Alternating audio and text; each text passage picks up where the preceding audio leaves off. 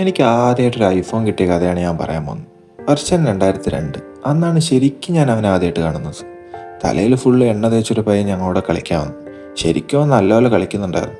അവനോട് ഞാൻ പോയി പറഞ്ഞു ഞങ്ങളൊരു ടീം തുടങ്ങാൻ പോകുന്നീ ഞങ്ങളോട് വരെ. അങ്ങനെ അവൻ ഞങ്ങളോട് കൂടി.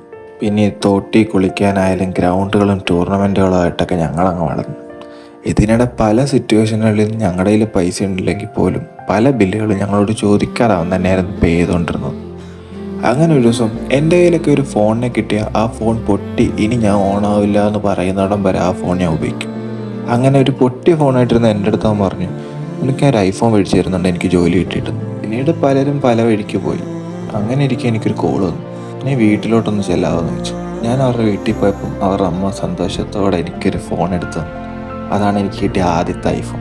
ഇപ്പോഴും ആ ഫോൺ എൻ്റെ കയ്യിലുണ്ട്. ചെറുതും വലുതായിട്ടുള്ള ഒരുപാട് കാര്യങ്ങൾ അവ എനിക്ക് ചെയ്തു തന്നിട്ടുണ്ട്. താങ്ക്സ് പറഞ്ഞാൽ അത് ഭയങ്കര ക്ലീശയായി.